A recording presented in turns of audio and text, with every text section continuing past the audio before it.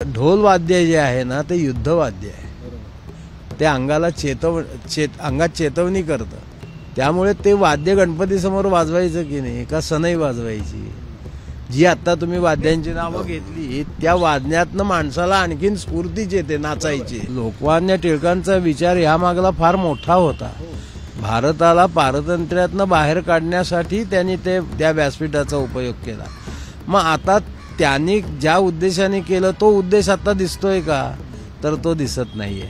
मग आज हा जो काही उत्सव आहे तर त्यामध्ये धर्मशास्त्र किती उरले असं तुम्हाला वाटतं?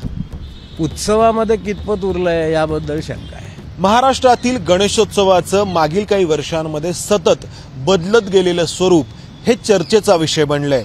एकीकडे या उत्सवाच्या निमित्ताने 10-11 दिवस निर्माण होणारं मांगल्याचं पावित्र्याचं वातावरण, या उत्सवाच्या निमित्ताने लोकांचं एकत्र येणं आणि या उत्सवाच्या माध्यमातून काही लोकोपयोगी कामांची सुरुवात होणं ही या उत्सवाची जमेची बाजू. तर दुसरीकडे या उत्सवाच्या दरम्यान खास करून विसर्जन मिरवणुकीमध्ये होणारा गोंगाट, कर्णकर्कश आवाज आणि या विसर्जन मिरवणुकांना होणारा वेळ यावरती सातत्याने बोललं जातंय. आणि तिसरी बाजू आहे ती म्हणजे धर्मशास्त्राची. हा गणेशोत्सव धार्मिक उत्सव आहे, त्यामुळं धर्मशास्त्र जे सांगतं त्या पद्धतीने हा उत्सव व्हायला हवा, तशी अपेक्षा हा उत्सव साजरा करणाऱ्यांनी स्वतःकडून ठेवायला हवी. मात्र तसं होतंय का हे जाणून घेण्यासाठी आपण पुण्यातील वेद भवनमध्ये आहोत. आपल्यासोबत मोरेश्वर शास्त्री घैसास गुरुजी आहेत. गुरुजी, आपण जे पाहतो आहोत तर त्याच्याकडे तर येऊयाच, पण सुरुवातीला हा गणेशोत्सव कसा साजरा व्हायला हवा हे धर्मशास्त्र सांगतं. नमस्कार.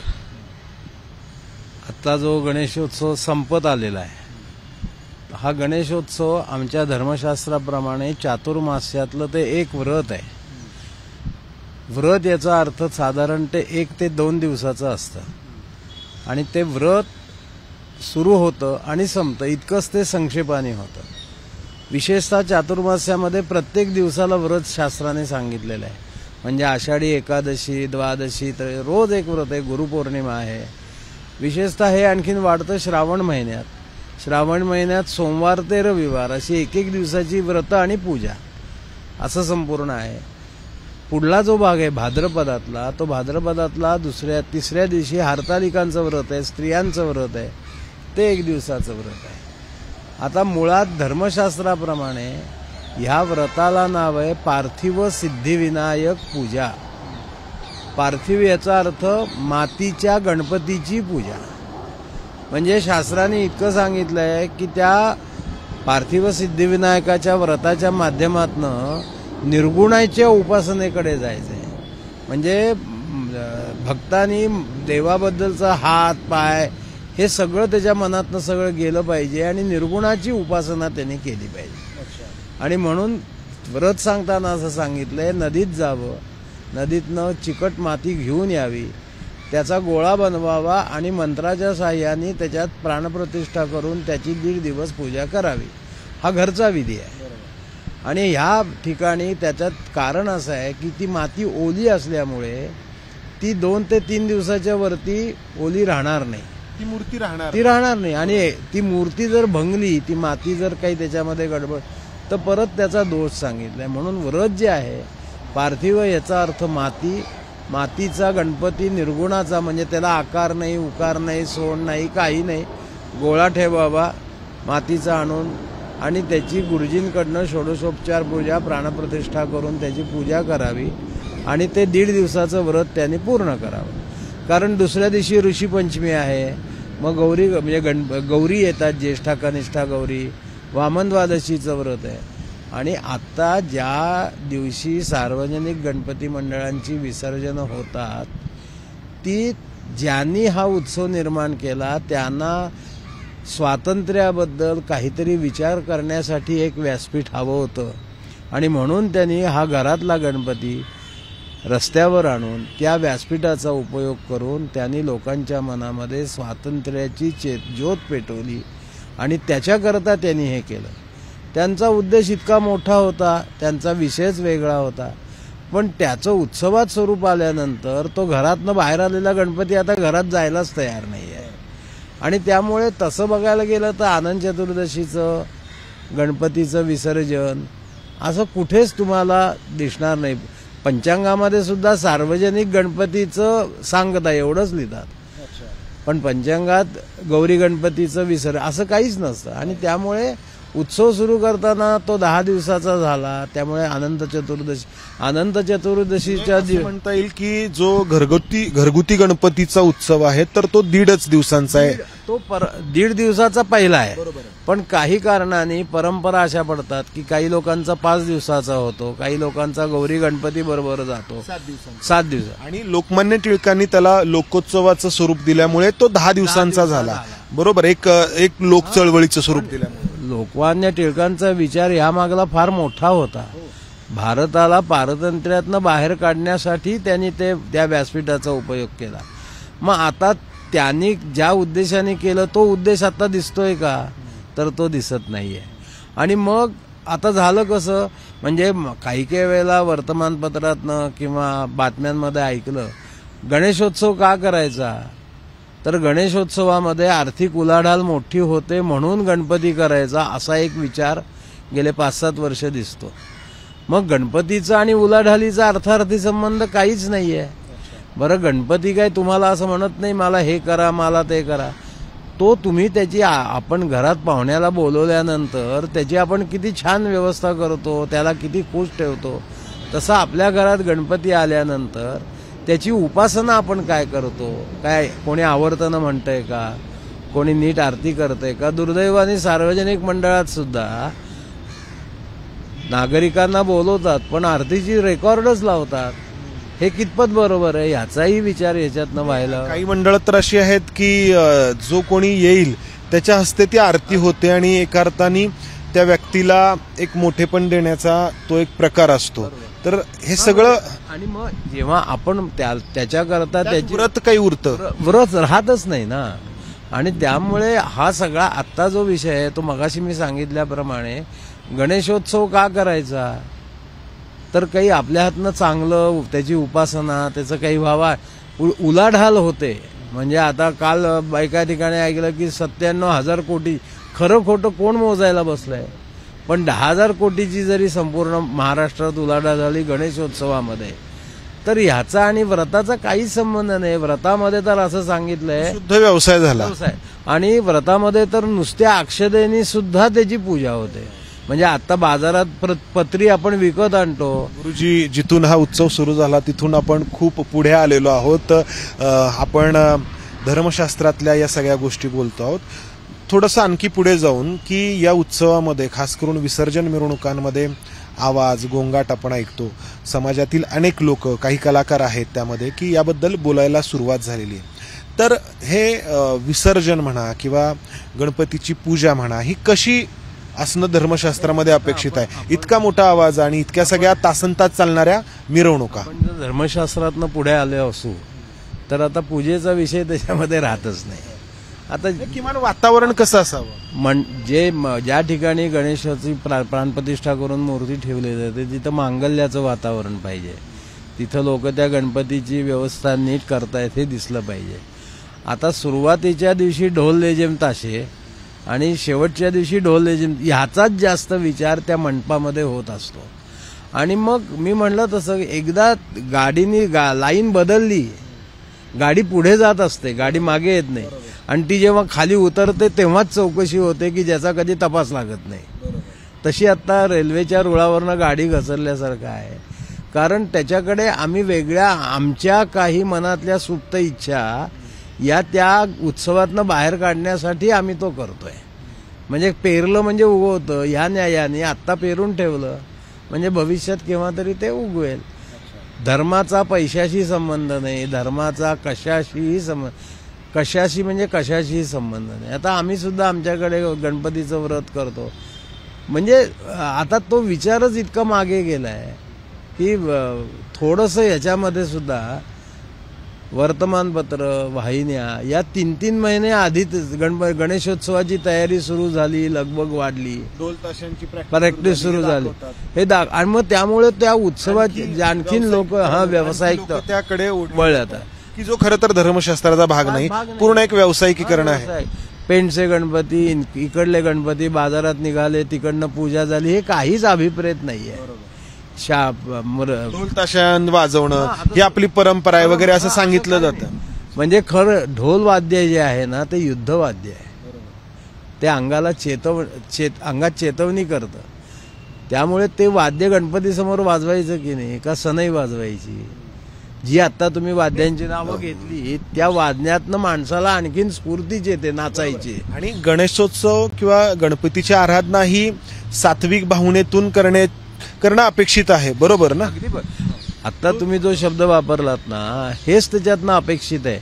पण मुळामध्येच करणाऱ्यांच्या मनामध्ये ते नाहीये. करणाऱ्यांच्या समोर उत्सव असंच त्यांच्या डोळ्यासमोर आहे. अजून एक प्रश्न मला विचारायचा आहे, म्हणजे खरं तर तो त्यांच्या बाजूनी आहे की असं एक थोडंसं त्याला त्याचं समर्थन करताना म्हटलं जातं की आम्ही काही चांगलीही कामं करतो, रक्तदान शिबिर असेल किंवा अडचणीच्या काळामध्ये केली जाणारी मदत असेल, आणि मग लोकांना जर या निमित्ताने आनंद साजरा करायचा असेल तर काय हरकत आहे, असं एक समर्थन केलं जातं. आणि मग जे काही विसर्जन मिरवणुकीच्या निमित्ताने आपण पाहतो ते पाहायला मिळतं. आता याच्यामध्ये 2 विषय वेगवेगळे आहेत. सामाजिक कार्य ह्याच्यात सरकार जे करू शकतं ते यांनी करायचं का?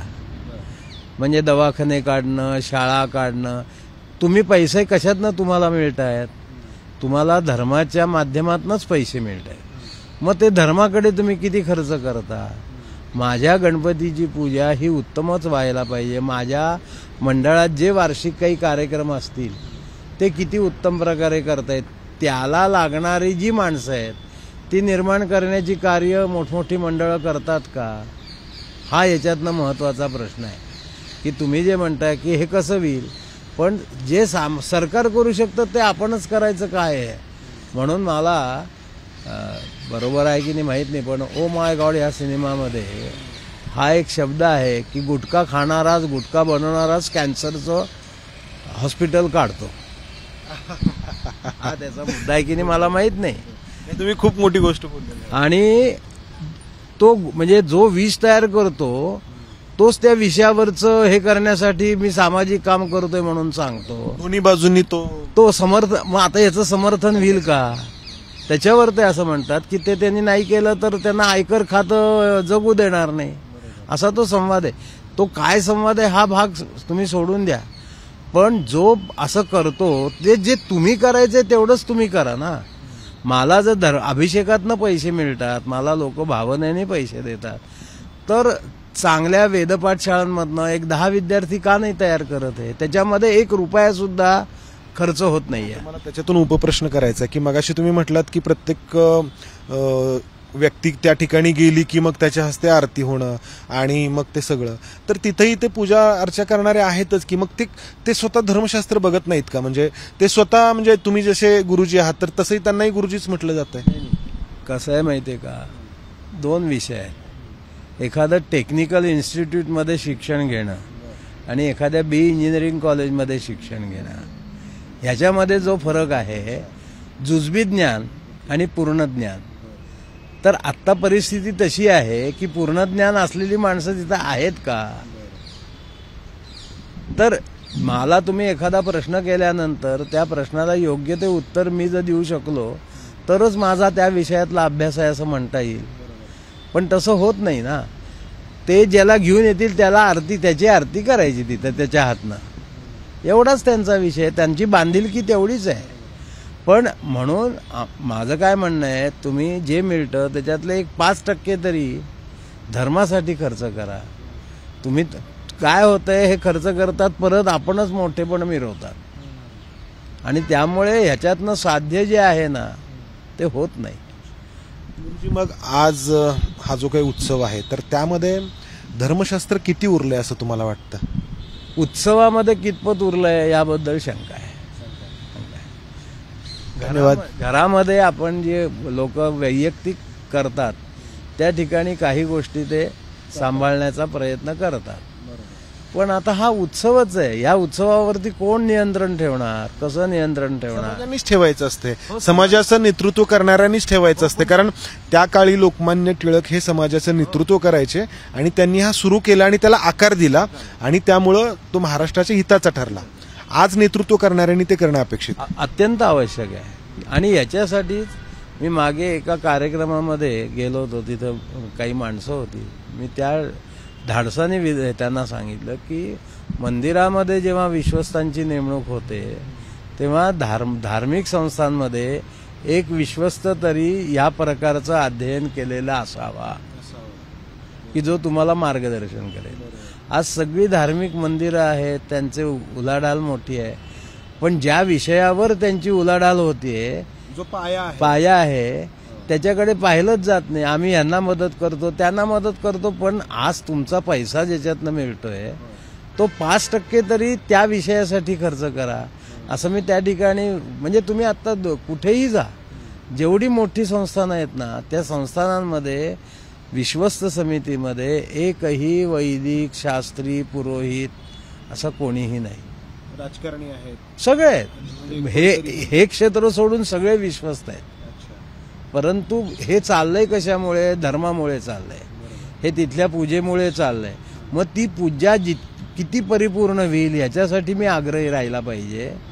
आज ते कोण असतील व्यक्ती, नाव घ्यायचं काही कारण नाही, त्यांना हार आणून दिले की ते हार घालतात, त्यांना त्यांनी आणि काय दिलं की ते ठेवतात.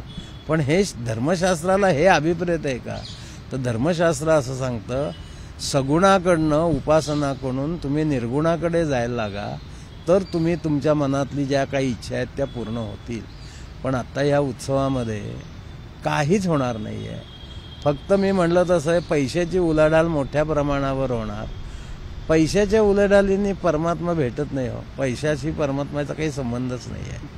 आणि कुठलाही व्रत वैकल्य करत असताना ते कशाकरता करतोय याचा संकल्प असतो. ते प्राप्त करायचं असेल तर शुद्ध स्वरूपात त्याची पूजा, त्याची अर्चा, त्याची नित्यसेवा ही केली तरच पायरी पायरीने मनुष्य त्या संकल्पपूर्तीकडे जातो.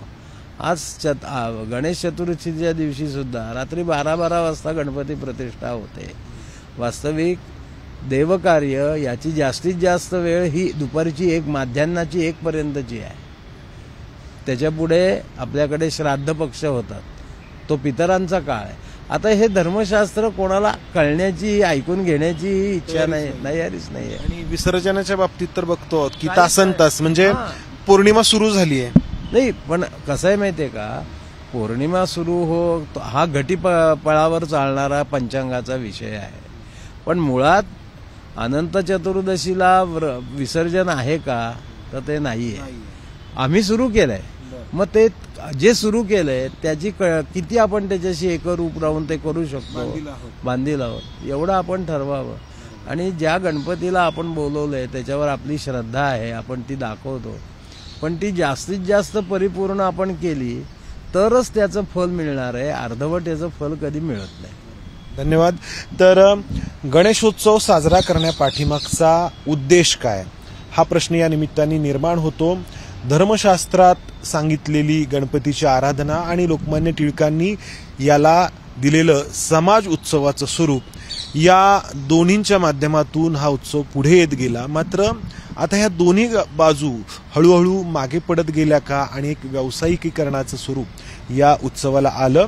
काळाच्या ओघात हे होणं क्रमप्राप्त होतं. मात्र इतकं बदललेलं स्वरूप पाहिल्यानंतर मोरेश्वर शास्त्री घैसास गुरुजी सुद्धा शंका उपस्थित करतायत की यामध्ये धर्मशास्त्र उरलंय का. कॅमेरामन अमोल गवाळेसह मंदार गुंजारी, एबीपी माझा, पुणे. एबीपी माझा, उघडा डोळे बघा नीट.